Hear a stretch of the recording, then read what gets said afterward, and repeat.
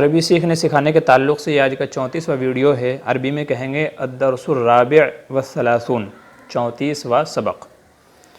آج کے سبق کے اندر مرکب توصیفی کو بیان کرنا مقصد ہے۔ مرکب توصیفی کسے کہتے ہیں؟ مرکب توصیفی کہتے ہیں کہ جس مرکب ناقص کا دوسرا جز اسم کی صفت بن رہا ہو، یعنی اسم کی اچھائی یا برائی بیان کرے۔ پہلا جو جزو ہے، جملہ ہے، پہلا جو اسم ہے، دوسرا اس کی صفت بیان کرے، یعنی اس کی اچھائی یا برائی بیان کرے، تو اسے مرکب توصیفی کہا جاتا ہے۔ جیسے رجل صالح، تو یہاں پر رجل کی صالح صفت بن رہا ہے، رجل صالح مطلب نیک مرد۔ ایسے ہی رجل فاسق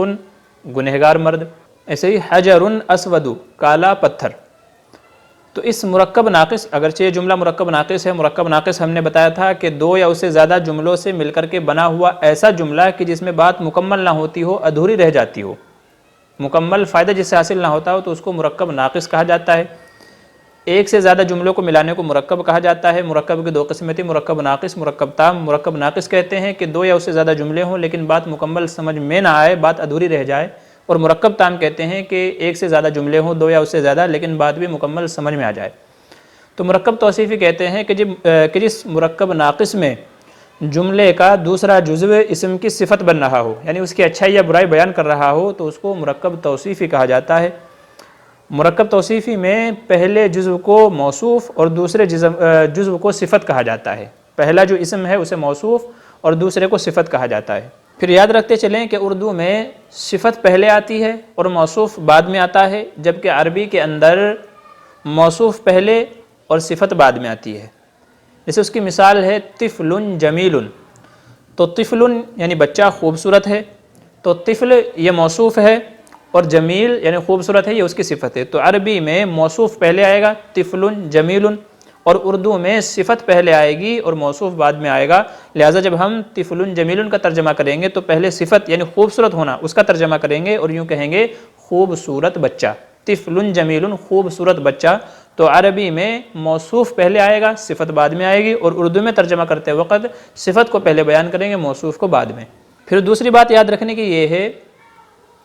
کہ موصوف کی جو صفت ہے تو وہ کبھی تو مفرد ہوتی ہے، کبھی جملہ ہوتی ہے۔ مفرد یعنی تنہا ایک، اور کبھی جملہ ہوتی ہے یعنی کئی ساری ہوتی ہیں۔ تو اگر کبھی موصوف کی صفت مفرد آئے تو پھر اس کا موصوف میں 10 باتوں میں مطابقت ضروری ہے، یعنی صفت اگر مفرد ہے تو پھر 10 باتوں میں موصوف کے مطابق اس کا ہونا ضروری ہے۔ نمبر 1 افراد، واحد، تثنیہ، یعنی اگر موصوف واحد ہے تو صفت بھی واحد آئے گی، موصوف تثنیہ ہے تو صفت بھی تثنیہ آئے گی، موصوف جمع ہے تو صفت بھی جمع آئے گی۔ جیسے رجل عالم، تو یہاں پر رجل موصوف ہے، عالم صفت ہے، واحد ہے تو یہ بھی واحد ہے، موصوف واحد ہے، صفت بھی واحد ہے۔ رجل عالم واحد، رجلانی عالمانی،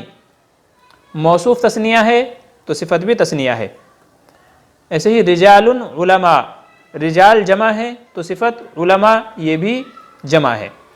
تو اگر موصوف واحد ہے، تثنیہ ہے، جمع ہے، تو صفت کا بھی موصوف کے مطابق واحد تثنیہ جمع ہونا ضروری ہے۔ چوتھی، پانچویں اور چھٹی یہ ہے کہ اگر موصوف رفع کی حالت میں ہے تو صفت بھی رفع آئے گی، نصب کی حالت میں اگر موصوف ہے تو صفت بھی نصب والی آئے گی، اور اگر موصوف جر کی حالت میں ہے تو صفت بھی جر والی آئے گی۔ جیسے رجل عالم، تو یہاں پر رجل پر رفع ہے تو صفت کے اوپر بھی رفع آئے گا، رجل عالم، رجلا عالما۔ رجلن پر نصب ہے تو صفت کے اوپر بھی نصب آئے گا، اور رجل عالم، تو یہاں پر اگر رجل جو موصوف ہے اس کے اوپر اگر جر ہے تو جو صفت ہے عالم اس کے اوپر بھی جر آئے گا۔ تو واحد، تثنیہ، جمع، رفع، نصب، جر، 6 چیزیں ہو گئی۔ تو ان چیزوں کے اندر صفت کا موصوف کے مطابق ہونا ضروری ہے، جیسا موصوف ہوگا ویسی ہی صفت آئے گی۔ 7ویں اور 8ویں چیز یہ ہے کہ مذکر اور مؤنث ہونے میں اگر موصوف مذکر ہے تو صفت بھی مذکر آئے گی، اور موصوف مؤنث ہے تو صفت بھی مؤنث آئے گی۔ جیسے رجل عالم، تو رجل مذکر ہے تو اس کی صفت عالم یہ بھی مذکر ہی آئے گا۔ اور اگر موصوف مؤنث ہے جیسے امرأتن، تو امرأتن کا مطلب عورت، تو یہ مؤنث ہے تو اس کی جو صفت آئے گی عالمتن وہ بھی مؤنث آئے گی۔ امرأتن عالمتن مؤنث، رجل عالم مذکر۔ تو اگر موصوف مذکر ہے تو صفت بھی مذکر ہوگی، اور اگر موصوف مؤنث ہے تو صفت بھی مؤنث ہوگی۔ ایسے ہی 9ویں اور 10ویں چیز یہ ہے کہ معرفہ اور نکرہ ہونے میں بھی صفت کا موصوف کے مطابق ہونا ضروری ہے، یعنی اگر موصوف نکرہ ہے تو صفت بھی نکرہ آئے گی، اور اگر موصوف معرفہ ہے تو صفت بھی معرفہ آئے گی۔ جیسے رجل عالم، تو رجل یہ نکرہ ہے تو عالم جو اس کی صفت آئے گی وہ بھی نکرہ آئے گی، اور اگر موصوف معرفہ ہے جیسے الرجل، تو اس کی صفت جو آئے گی وہ بھی معرفہ آئے گی العالم، الرجل العالم۔ تو یہ 10 باتیں ایسی ہیں کہ جن میں اگر صفت مفرد ہے تو اس کا موصوف کے مطابق 10 باتوں میں مطابق ہونا ضروری ہے، واحد، تثنیہ، جمع، رفع، نصب، جر، مذکر ہونا، مؤنث ہونا، اور ایسے ہی نکرہ ہونا، معرفہ ہونا۔ یہ 10 باتیں ایسی ہیں کہ ان میں صفت کا موصوف کے مطابق ہونا ضروری ہے، جیسا موصوف ہوگا ویسی ہی صفت لائیں گے۔ اور اگر صفت مفرد نہیں ہے بلکہ جملہ ہے، اگر جملہ ہے صفت تو پھر اس میں موصوف کے مطابق ایک ضمیر کا ہونا ضروری ہے۔ اگر صفت مفرد نہیں ہے بلکہ جملہ ہے تو پھر ایسی صورت میں اس جملے کے اندر جو صفت بن رہی ہے ایک ایسی ضمیر لائیں گے جو موصوف کے مطابق ہوگی، جیسے جاء رجل ابوہ عالم، ایک ایسا آدمی آیا کہ جس کا باپ عالم ہے، یا وہ آدمی آیا کہ جس کا باپ عالم ہے۔ تو اس میں جاء رجل، رجل موصوف ہے، اور چونکہ آگے جو آنے والا جملہ ہے وہ صفت بن رہی ہے تو اس میں ابوہ عالم، تو ابوہ میں جو ہا ضمیر ہے اس کا مرجع ہے رجل، ابوہ کے اس آدمی کا جو باپ ہے وہ عالم ہے۔ تو اگر صفت جملہ بن رہی ہو تو پھر ایسی صورت میں اس جملے کے اندر ایک ایسی صفت کا لانا ضروری ہے جو موصوف کے مطابق ہو۔ ایسے ہی ذہبت امرأۃ ابوہا عالم، وہ عورت گئی کہ جس کا باپ عالم ہے، تو ذہبت امرأۃ، عورت گئی، ابوہا، تو اس میں جو ہا ضمیر ہے یہ موصوف کے مطابق ہے۔ تو اگر صفت جملہ بن رہی ہو، مفرد نہ ہو، تو پھر ایسی صورت میں اس جملے کے اندر ایک ایسی ضمیر کا ہونا ضروری ہے کہ جو موصوف کے مطابق ہو۔ اور چوتھی بات یاد رکھنے کی یہ ہے کہ اگر موصوف جمع مکسر ہو، لیکن جمع مکسر یا تو غیر عاقل کی ہو، یعنی بے جان چیزیں جیسے پتھر ہے، درخت ہے، وغیرہ وغیرہ، تو جمع مکسر ہے لیکن یا تو غیر عاقل کی ہے یا عاقل تو ہے لیکن مؤنث سالم ہے۔ مؤنث سالم ہے تو اگر موصوف جمع مکسر ہو غیر عاقل کی یا مؤنث عاقل کی تو ایسی صورت میں اس کی جو صفت آئے گی وہ واحد مؤنث آئے گی یا جمع مؤنث آئے گی، یا تو واحد مؤنث صفت لے کر کے آئیں گے یا جمع مؤنث صفت لے کر کے آئیں گے۔ جیسے اس کی مثال ہے اشجار مثمرۃ، اشجار یہ جمع مکسر ہے۔ جمع مکسر کسے کہتے ہیں؟ جیسا کہ ہم پہلے عرض کر چکے ہیں، جمع مکسر اس جمع کو کہا جاتا ہے کہ جس میں واحد کا صیغہ سلامت نہ رہے بلکہ اسے توڑ پھوڑ کر کے کچھ اور ہی بنا دیا گیا ہو۔ تو شجر واحد ہے اور اس کی جمع اشجار ہے۔ جمع سالم اس کو کہتے ہیں کہ جس میں واحد کا صیغہ سلامت رہے اور اسی کے اندر کچھ الفاظ بڑھا کر کے جمع بنائی گئی ہو، جیسے اس کی مثال بتائی تھی زیدون، تو زید واحد ہے اور زیدون جمع بنائی گئی ہے تو بہت سارے، تو اس میں واحد کا صیغہ جو زید تھا وہ سلامت ہے، واو نون بڑھا کر کے جمع بنائی گئی ہے، تو واحد کا صیغہ سلامت ہے تو جمع سالم کہتے ہیں، اور جس جمع کے اندر واحد کا صیغہ سلامت نہ رہے تو اس کو جمع مکسر کہا جاتا ہے۔ جیسے اس کی مثال ہے شجرن اور اس کی جمع بنا دی گئی اشجار۔ تو اگر موصوف جمع مکسر ہو غیر عاقل کی یا مؤنث عاقل کی تو ایسی صورت میں جو صفت آئے گی وہ واحد مؤنث آئے گی یا جمع مؤنث آئے گی۔ جیسے اس کی مثال ہے اشجار مثمرۃ، مثمرۃ، اشجار یہ شجر کی جمع ہے تو اس کی صفت لائی گئی واحد مؤنث مثمرہ، مثمرۃ گول تا کے ساتھ، یہ مؤنث کی علامت ہے تو واحد مؤنث اس کی صفت لائی گئی ہے کہ پھلدار درخت، مثمرۃ پھلدار، اشجار مثمرۃ پھلدار درخت۔ ایسے ہی نساء عاقلات، کہ نساء یہ اگرچہ عقل مند کی جمع ہے، کیونکہ عورت کے لیے امرأتن ایک عورت، امرأتانی دو عورتیں، اور اگر دو سے زیادہ عورتیں ہوں تو ان کے لیے نساء کا لفظ استعمال ہوتا ہے، بہت ساری عورتیں۔ تو امرأتن جو واحد کا صیغہ تھا وہ سلامت نہیں رہا ہے، اس کو ہٹا کر کے نساء اس کی جمع لائی گئی ہے، تو جس جمع کے اندر واحد کا صیغہ سلامت نہ رہے تو اسے جمع مکسر کہا جاتا ہے۔ تو یہ جمع مکسر ہے لیکن مؤنث عاقل کی،